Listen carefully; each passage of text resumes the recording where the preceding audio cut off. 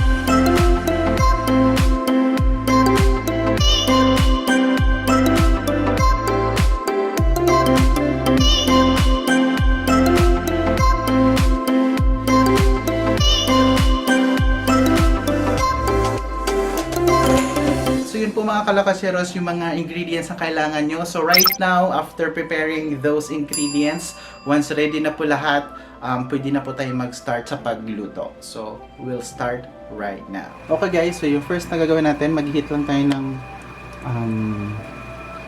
cooking oil. And then isasaute lang natin yung garlic.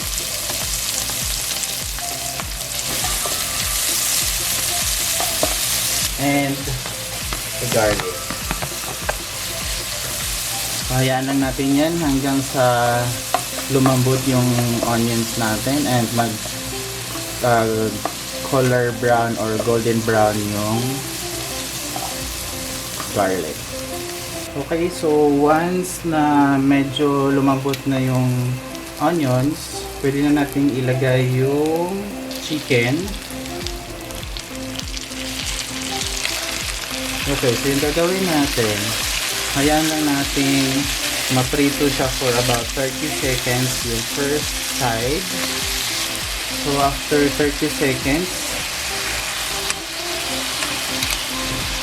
babalik pa rin lang natin.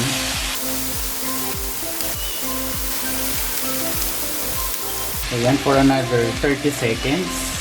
Shout out to Panlasang Pinoy pala, Banjo, for this recipe. So after 30 seconds, mimix lang natin para lang hindi masunog yung garlic and onions sa ilalim. So after that, na medyo nag-iba na yung kulay niya, by this time, pwede na po natin ilagay yung tomato sauce.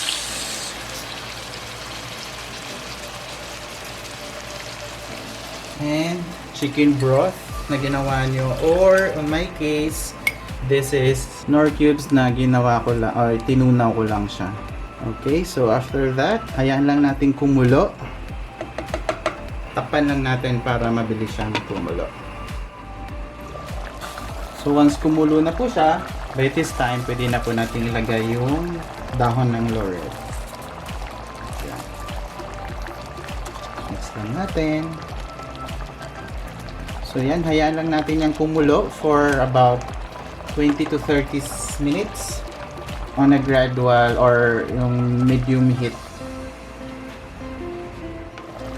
Okay guys, so habang niluluto natin siya, wag nyo po yung kalimutang halu-haluin din, baka kasi yung ilalim is nasunog na.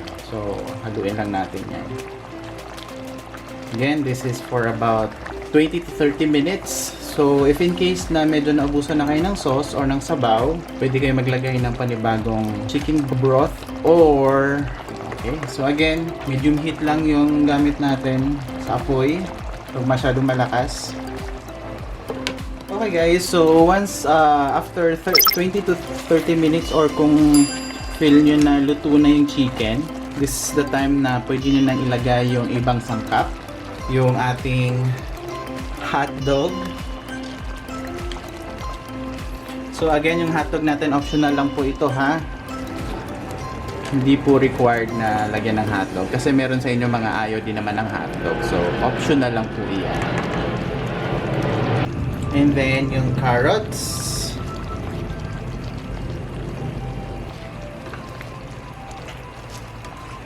And atay. So again, yung atay natin ay optional. Okay, so inuna natin yung carrots sa paglagay kasi medyo matagal-tagal ho siyang maluto. Again, if you feel na medyo natutuyo na siya, you can add more water. And hayaan lang nating maluto yung carrots in 2 to 3 minutes.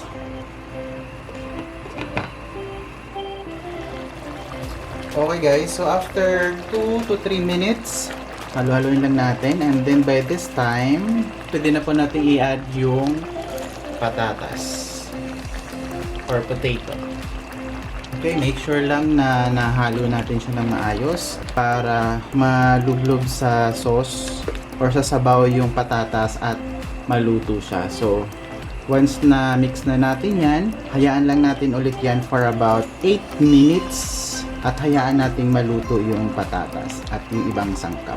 Okay? Again, yung apoy natin, medium heat lang siya ha. Huwag masyadong malakas. Okay guys, so after 8 minutes, yung last na sangkap na ilagay natin is green peas. Okay? And then, haluin lang natin ulit.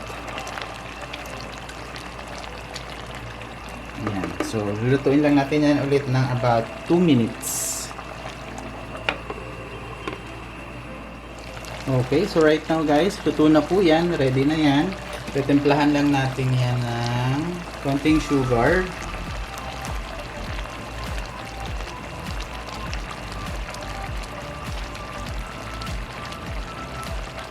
Pepper. Black pepper. And then, the asin. And then, haluin lang natin. Okay, right now, so since luto na po siya, lilipat lang natin siya sa serving plate natin.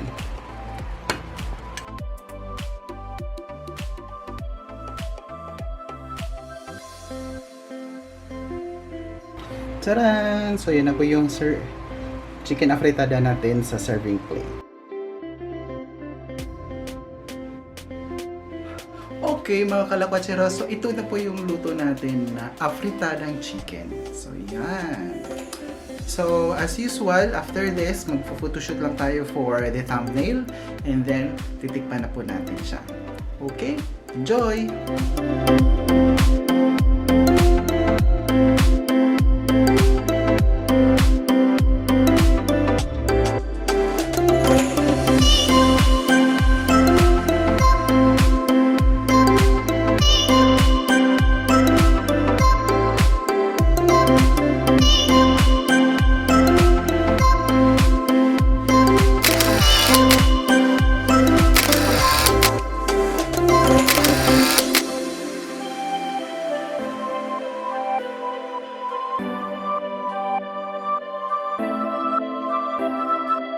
And that's all for now mga kalakatseros. So thank you for watching on this recipe and sana magawa nyo rin to sa bahay nyo and kaya, mabilis lang naman, kaya nyo itong gayahin sa bahay nyo. So thank you for watching and I hope you subscribe to this channel for more recipes and travel videos. So that's all for now and see you in our next video.